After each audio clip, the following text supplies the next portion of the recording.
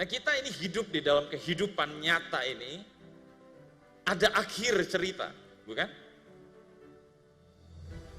Nah untuk orang-orang yang di luar Tuhan, mereka nggak ngerti resensinya, mereka nggak tahu sinopsisnya, mereka nggak tahu rencana Allah untuk kehidupan ini. Itulah kenapa mereka mudah frustasi. Nggak ada Tuhan, nggak jelas. Nah itulah gunanya kita ada di dalam Tuhan. Karena kalau tidak di dalam Tuhan, kita akan mudah frustasi. Karena kita nggak ngerti. Tapi karena kita sudah tahu plan-nya, maka kita tidak frustasi. Karena kita tahu, oh aku ada punya pengharapan di dalam Yesus.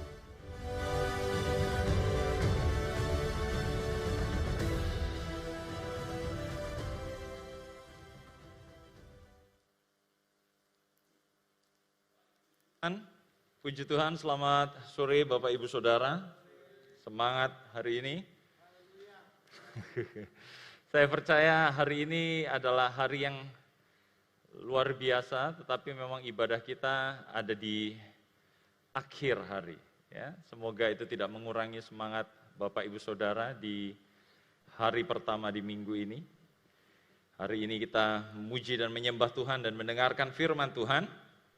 Dan Bapak Ibu Saudara bisa memfokuskan diri untuk mendengarkan firman Tuhan pada sore hari ini.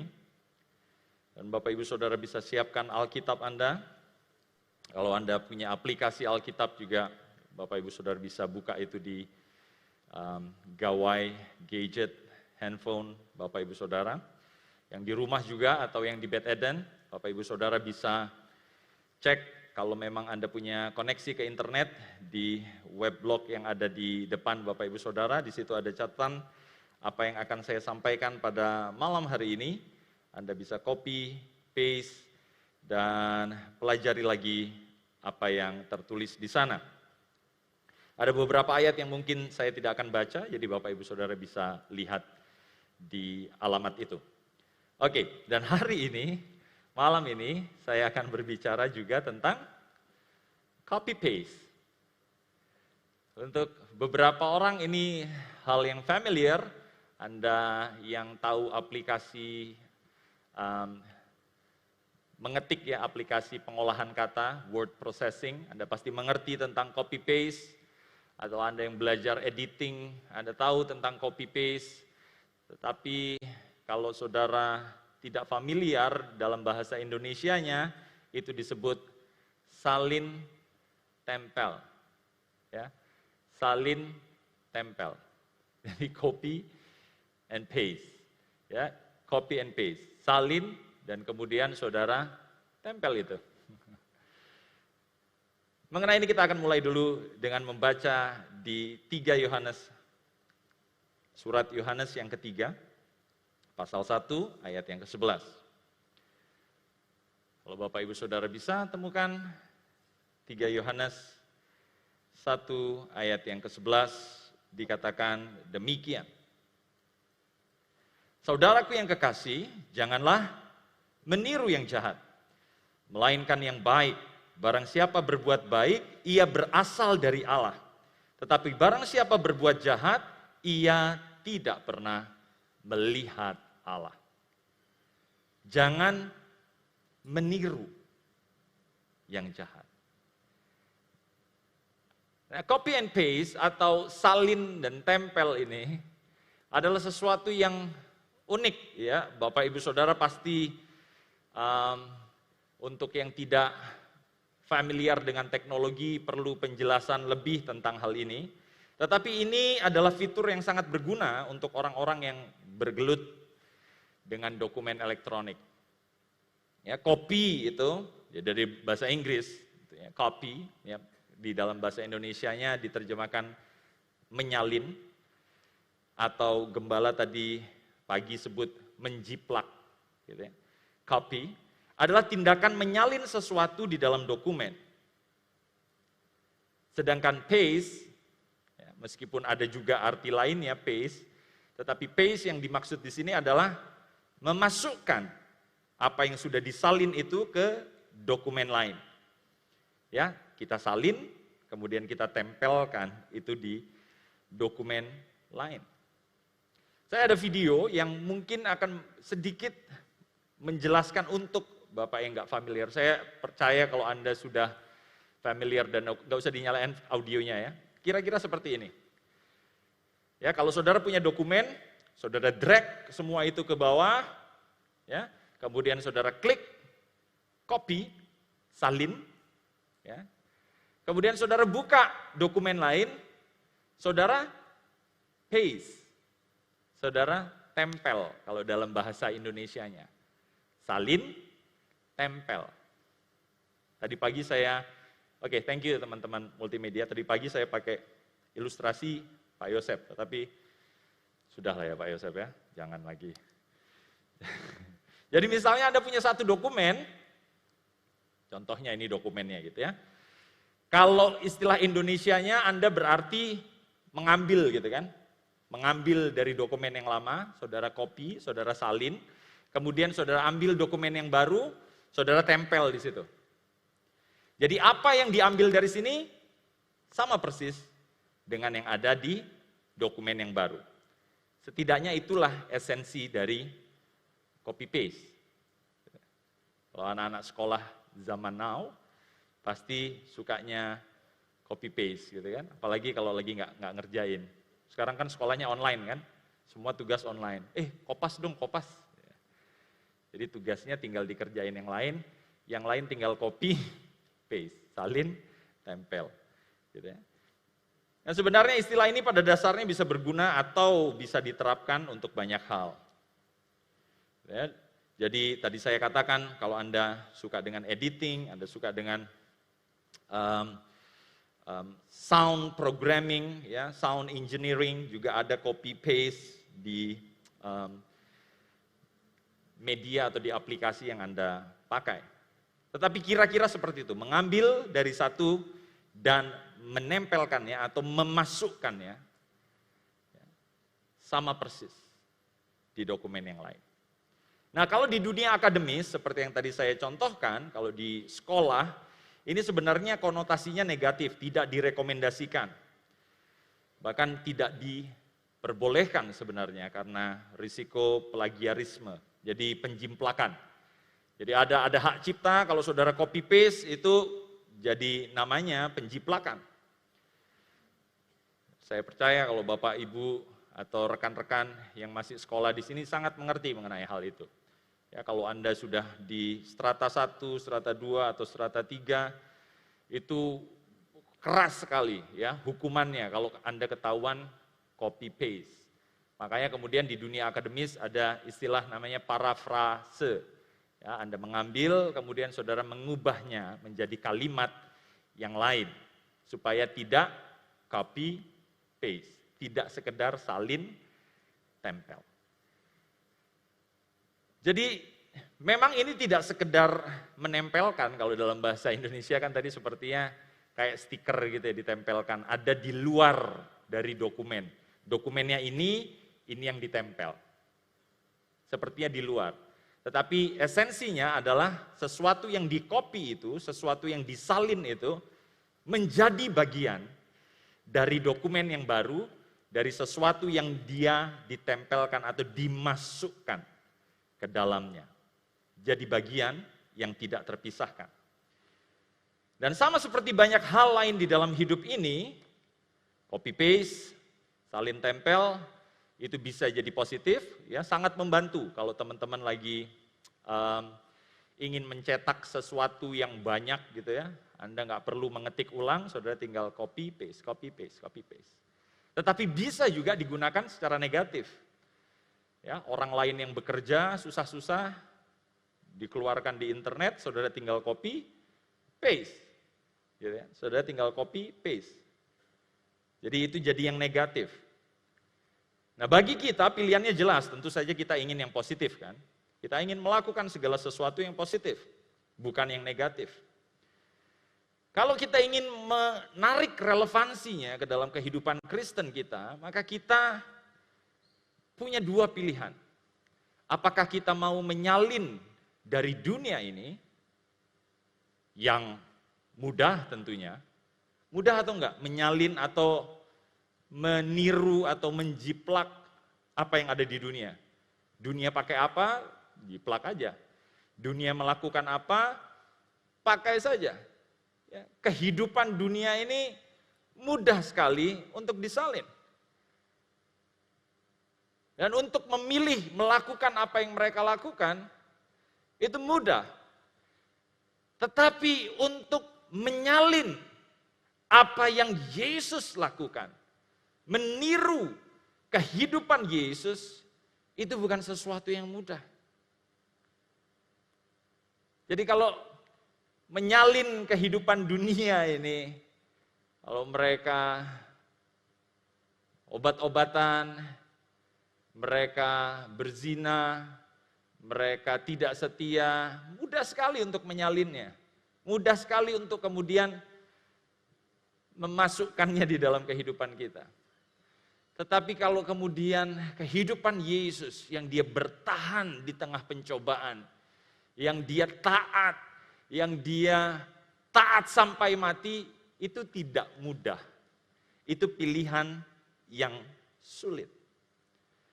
Tetapi Yesus meminta kita untuk tidak mengambil jalan yang mudah. Yesus tidak meminta kita untuk mengambil jalan yang mudah. Matius 7 ayat 13 sampai 14. Matius pasal yang ke-7 ayat 13 sampai 14. Dikatakan demikian, masuklah melalui pintu yang sesak itu karena lebarlah pintu dan luaslah jalan yang menuju kepada kebinasaan dan banyak orang yang masuk melaluinya. Ayat yang ke-14, karena sesaklah pintu dan sempitlah jalan yang menuju kepada kehidupan dan sedikit orang yang mendapatinya. Mau seperti dunia gampang banget. Mudah ya, untuk menjadi seperti dunia ini. Copy paste aja dari dunia. Karena jalannya lebar dan mayoritas orang akan lewat jalan yang mudah. Tetapi hanya sedikit orang yang mau memasuki jalan yang sempit. Ini mungkin jadi contoh yang mudah begitu ya. Saya lewat sini itu gampang banget menghidup jalan yang lebar. Tetapi jalan yang sempit, susah. Anda harus berusaha keras untuk bisa masuk. Menjadi pengikut Yesus itu enggak yang di sini sayangnya. Karena yang di sini mudah.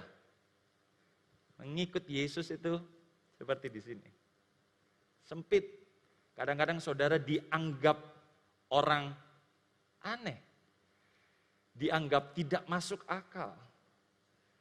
Kadang-kadang Anda dibully, kadang-kadang Anda dibenci karena mengikuti Yesus. It's not easy. Tetapi itu pilihan yang harus kita ambil. Karena itu pilihan kita adalah kemudian menjadi berbeda dari dunia ini. Bukan menyalin apa yang dunia ini lakukan. Roma 12 ayat 2, Anda pasti sangat paham dengan ayat ini. Ya, kita berusaha untuk tidak serupa dengan dunia ini, tetapi menjadi serupa, menjadi presisi, menjadi persis sama dengan apa yang Yesus, anak Allah, lakukan. Yesus itu adalah patokan kita. Kita ingin menjadi seperti dia. Di dalam Roma 8 ayat yang ke-28, kalau Bapak Ibu Saudara bisa membuka itu, dikatakan demikian. Dan kita akan baca juga ayat yang ke-29. Kita tahu sekarang bahwa Allah turut bekerja dalam segala sesuatu untuk mendatangkan kebaikan bagi mereka yang mengasihi Dia. Yaitu bagi mereka yang terpanggil sesuai dengan rencana Allah.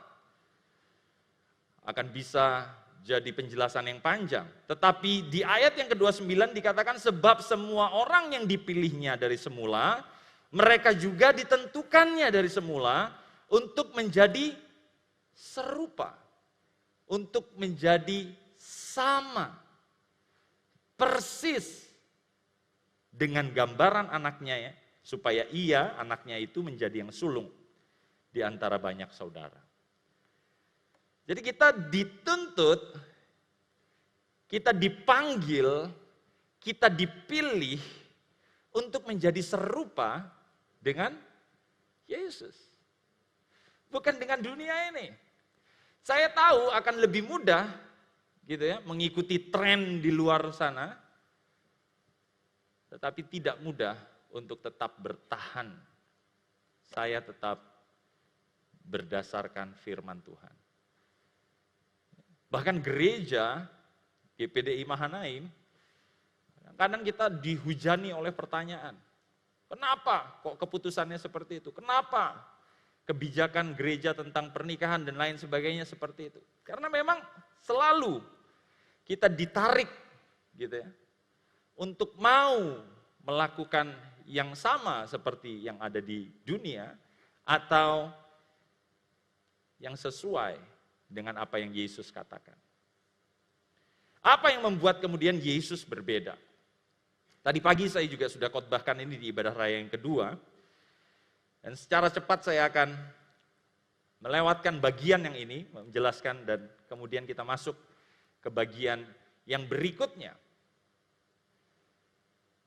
Bapak Ibu, kita percaya bahwa Yesus memang anak Allah dan dia bukan saja kemudian karena anak Allah, dia berbeda. Tetapi Yesus melakukan hal-hal yang bisa sebenarnya kita copy paste. Yang bisa kita salin dan kita masukkan di dalam kehidupan kita. Yesus berbeda karena Yesus menyadari mengenai siapa Bapa yang sejati. Di dalam Lukas 2 ayat 49, Yesus sejak dini, sejak kecil, mengetahui bahwa ia harus ada di rumah Bapa. Dia memang lahir di dalam keluarga Yusuf dan Maria. Tetapi dia adalah anak Allah. Dia mengerti esensinya mengenai keberadaannya sebagai anak Bapa di surga. Hal ini penting Bapak Ibu Saudara, kenapa? Karena seringkali kita berpikir bahwa kita ini hidup untuk diri kita sendiri, untuk menyenangkan orang-orang yang lain yang ada di sekitar kita, mencari perkenanan orang lain, tetapi kita lupa mencari perkenanan Bapa di surga. Ada orang-orang yang terjebak kepada dua ekstrim mengenai Bapa. Yang pertama, mereka membenci dan tidak mau mengampuni bapaknya, ayahnya yang ada di dunia. Saya nggak tahu dengan Bapak Ibu Saudara, pengalaman seperti apa, keluarga seperti apa yang Bapak Ibu Saudara hidupi. Tetapi ada orang-orang, ada anak-anak yang kecewa dengan perlakuan ayahnya, kecewa dengan perlakuan bapaknya, dan kemudian dia hold grudge. Dia membenci apa sosok dari ayahnya. Sehingga hal ini kalau tidak dibereskan kemudian membuat dia sulit untuk terhubung dengan Bapa yang sejati, Bapa yang di surga. Ini sebenarnya sudah diberi tahu kepada kita sejak lama. Di dalam Keluaran 20 ayat 12 diingatkan bahwa kita harus menghormati ayah, ibu dan ayah kita. Dan itu adalah kehendak Allah sejak dahulu kala. Tetapi seringkali kita berpikir bahwa ini sudah terlalu sakit. Ayah saya terlalu jahat. Saya tidak bisa mengampuni ayah saya. Sebenarnya menghormati ayah itu bukan kita legalkan atau berkata bahwa apa yang salah dilakukan oleh ayah kita itu benar. Enggak. Itu tetap salah. Tetapi yang terjadi adalah Anda tetap menghormati karena dia ayah Anda. Saya nggak tahu dengan Bapak Ibu Saudara, apakah Anda punya rasa sakit itu. Lepaskan pengampunan.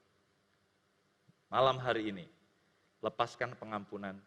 Bukan saja kepada ayahmu, tapi juga kepada sesamamu, kepada orang-orang yang berbuat salah kepadamu. Kemudian ada ekstrim yang kedua.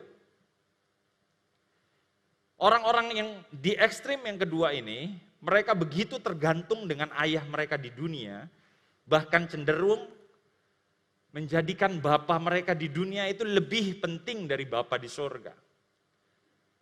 Orang-orang yang seperti ini tampaknya mengasihi ayah mereka, bapa mereka di dunia. Tetapi sebenarnya mereka kebergantungan. Tidak mau lepas dari ayah mereka. Di dalam Matius 19 ayat yang kelima kita diajari bahwa kita harus belajar menjadi independen. Karena pada suatu titik seseorang harus meninggalkan ayah dan ibunya dan bersatu dengan istrinya. Ada satu saat di mana saudara harus independen. Anda tidak boleh bergantung lagi. Jadi ada dua ekstrim. Yang satu begitu membenci ayahnya di dunia, sehingga hubungannya dengan ayahnya di surga rusak. Yang satu begitu bergantung dengan ayahnya di dunia, begitu mengasihi ayahnya yang di dunia, sampai kemudian menjadikan ayah yang di surga ini seperti tidak relevan lagi. Dua ekstrim ini tidak bisa kemudian dihidupi oleh seorang pengikut Yesus yang sejati. Kita harus menyalin, kita harus mengcopy, kita harus menjiplak hal-hal yang positif di dalam hidup kita. Apakah mudah untuk mengampuni Bapak Ibu Saudara? Tentu tidak. Sempit jalannya. Gak mudah. Lebih mudah apa? Menyimpan dendam. Menyimpan kesalahan. Dari orang-orang yang bersalah kepada kita. Sulit untuk mengampuni. Tetapi Yesus yang dikatakan bahwa kita harus serupa dengan dia di dalam Lukas 23 ayat 34. Yesus mengampuni. Orang yang bersalah kepada dia. Orang yang memperlakukan dia dengan tidak adil. Orang yang menyiksa dia. Di atas kayu salib Yesus berkata, Bapa, ampunilah mereka. Sebab mereka tidak tahu apa yang mereka lakukan. Bisa nggak malam hari ini siapapun yang terbesit di dalam pikiran Bapak Ibu Saudara, yang muncul di dalam hatimu. Apakah itu orang-orang terdekat? Biasanya ya kita sakit hati sama orang-orang yang paling dekat dengan kita. Apakah itu ayah kita, ibu kita, pasangan kita, siapa? Bisa nggak kemudian kita melepaskan pengampunan? Bisa nggak kita bilang, Tuhan, aku mengampuni ayahku, karena ia tidak tahu apa yang dia lakukan. Sulit, berat, tentu saja. Tetapi itulah yang dilakukan oleh pengikut Yesus. Lebih mudah mana hidup bergantung terus dengan ayah kita di dunia, atau kemudian hidup independen? Percaya bahwa Bapa kita di surga akan memelihara kita. Lebih mudah tentu saja gandolan gitu ya. Ngikut terus saja, tolong biayai aku, tolong berikan aku kehidupan. Tetapi kita nggak bisa terus hidup bergantung. Kalau kita baca di dalam Lukas 14 ayat 26, Yang sering kali kemudian jadi kontroversial adalah bahwa kita disuruh untuk membenci orang-orang yang di sekitar kita. Bukan karena Tuhan Yesus ingin kita menebarkan kebencian kepada mereka, tetapi supaya kita tahu prioritas kita di akhir zaman. Anda nggak bisa bergantung kepada kekuatan manusia. Orang-orang lain di sekitarmu tidak akan membawa engkau masuk ke dalam surga. Ada beberapa orang yang merasa, saya nggak menyalahkan ya, kalau Anda punya bapa rohani, gitu, yang Anda sebut sebagai bapa rohani. Dia bukan bapamu di dunia, bukan bapa jasmani gitu yang melahirkan, atau bukan melahirkan, yang menjadi ayah biologis. Tetapi pun bapa rohani kita itu nggak bisa bikin kita masuk surga. Tidak segala sesuatu yang dia katakan itu kemudian adalah setara atau lebih kuat daripada Bapa di surga. You have to check and recheck. Sesuai nggak dengan firman Tuhan? Jangan hanya karena dia atau mau diakui sebagai Bapa rohani, kemudian kita telan mentah-mentah semua yang dia katakan. Oh benar. Kenapa? Karena dia Bapa rohani saya. Kita harus menjadi jemaat yang penuh hikmat. Mengerti. Bapak Ibu Saudara, kemudian apalagi yang membuat Yesus berbeda? Apalagi yang membuat Yesus berbeda? Nah ini yang saya rasa sulit memang untuk dilakukan. Tadi kita bicara tentang mengampuni, itu sulit. Hal ini juga tidak kalah sulitnya karena Yesus menyerahkan haknya kepada Allah Bapa. Matius 6 ayat 10, ketika Yesus berbicara, mengajar tentang doa, Yesus berkata demikian, datanglah kerajaanmu, jadilah kehendakmu di bumi seperti di surga. Apa yang jadi kehendak Tuhan, kehendak Bapa, itulah yang harus terjadi. Dan apa yang Yesus ajarkan ini benar-benar dihidupi oleh Yesus, bahkan sampai di akhir hidupnya, saat ia bergumul sendirian di Taman Getsemani, Yesus tetap taat. Yesus tetap menyerahkan dirinya ke dalam kehendak Bapa. Bukan kehendakmu, tapi kehendakku, tapi kehendakmu yang jadi. Ini bukan sesuatu yang mudah, bukan Bapak Ibu Saudara? Untuk menyerahkan hak kita. Kita merasa bahwa hak kita ini harus dibela. Dan sulit untuk membiarkan Tuhan bekerja di dalam diri kita. Karena kita selalu ingin menjadi nahkoda untuk hidup kita sendiri. Sangat tidak mudah. Karena kita cenderung mempertahankan hak kita. Pada akhirnya apa yang ingin saya katakan adalah tidak mudah untuk menjadi penurut-penurut Allah. Seperti yang Paulus katakan di dalam Efesus 5. Kalau Bapak Ibu Saudara baca di dalam Efesus pasal 5. Efesus pasal 5 ayat yang pertama. Paulus kemudian mengatakan demikian kepada jemaat di Efesus. Sebab itu, jadilah penurut-penurut Allah seperti anak-anak yang kekasih. Di ayat sebelumnya, kalau saudara baca, diajarkan tentang mengampuni, yang tadi kita sudah bahas juga. Kemudian di ayat pertama dari pasal yang kelima, jadilah penurut-penurut Allah. Kenapa kita harus jadi penurut-penurut Allah? Karena kita harus menyalin persis apa yang Yesus lakukan. Apa yang ia lakukan, apa yang ia tunjukkan. Kalau Yesus bisa mengampuni, saya juga harus bisa mengampuni. Kalau Yesus menyerahkan haknya kepada Bapa di sorga, aku pun harus mampu menyerahkan hakku kepada Bapa di sorga. Bukan lagi kehendak kita, tetapi kehendak Bapa. Tetapi ada kesulitan yang kita pasti hadapi untuk menjadi serupa dengan Yesus. Dan kadang hal itu terjadi karena kita mengandalkan kemanusiaan kita. Kita merasa kita mampu, oh I am willing to do this. I can do it. Saya bisa lakukan ini.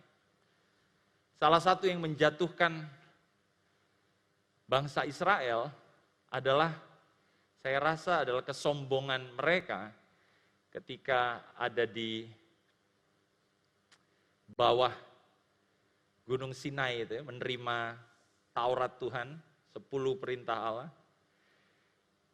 Pastor Joseph Prince pernah mengkhotbahkan tentang hal ini, bahwa mereka berkata kepada Allah, iya kamu mau kasih perintah apapun, kami bisa lakukan. Dan sejak saat itulah anugerah Allah yang besar pada Israel, ya, kemudian berubah menjadi hukum-hukum tertulis yang katanya Paulus mematikan. Karena mereka merasa mampu. Bapak Ibu Saudara, kita nggak bisa menjadi seperti Yesus dengan kekuatan kita sendiri. Kita nggak bisa mengampuni orang lain dengan kekuatan kita sendiri. Kita nggak mungkin menyerahkan hak kita dengan kekuatan kita sendiri. Kita perlu roh Allah. Kita perlu kuasanya. Yesus sendiri berkata di dalam Matius 26 ayat yang ke-41, Matius pasal 26 ayat yang ke-41, lagi-lagi ketika ia berdoa, Yesus berkata demikian kepada murid-muridnya yang tidak kuat berdoa bersama-sama dengan dia. Berjaga-jagalah dan berdoalah, supaya kamu jangan jatuh ke dalam pencobaan. Roh memang penurut, tetapi daging lemah. Gak bisa. Kita dorong diri kita, oh, aku pengen jadi serupa dengan Yesus, tapi saudara gak melibatkan roh Allah. Anda tidak terhubung dengan dia, Anda gak mungkin bisa berubah menjadi serupa dengan dia. Kita butuh rohnya. Karena roh itu penurut. Daging lemah. Roh manusia itu punya banyak hal-hal yang baik.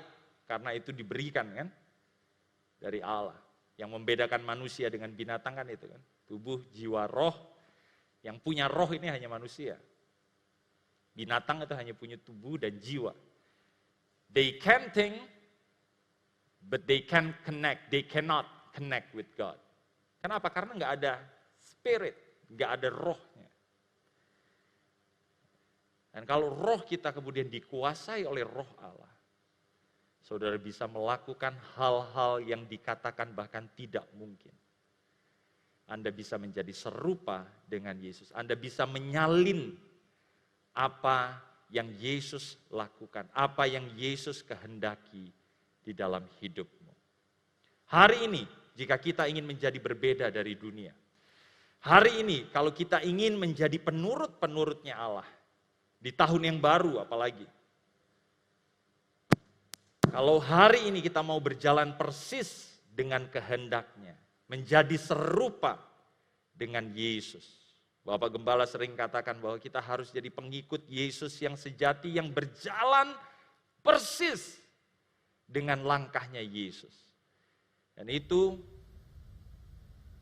kita lakukan bukan dengan kekuatan kita sendiri. Kalau kita ingin serupa dengan Yesus, biarlah hidup kita senantiasa dipenuhi oleh roh Allah. Bagaimana kita bisa penuh dengan roh Allah? Sembah dia. Terhubung dengan Allah. Bawa kehidupan kita. Karena Allah adalah roh, dia bisa terhubung ketika ia disembah di dalam roh dan di dalam kebenaran. Di dalam penyembahan di tengah-tengah perkumpulan jemaat dan di tengah kehidupan sehari-hari kita. Bapak Ibu Saudara, mari kita bangkit berdiri. Malam hari ini kita mau sembah Dia. Kita mau terhubung dengan Dia.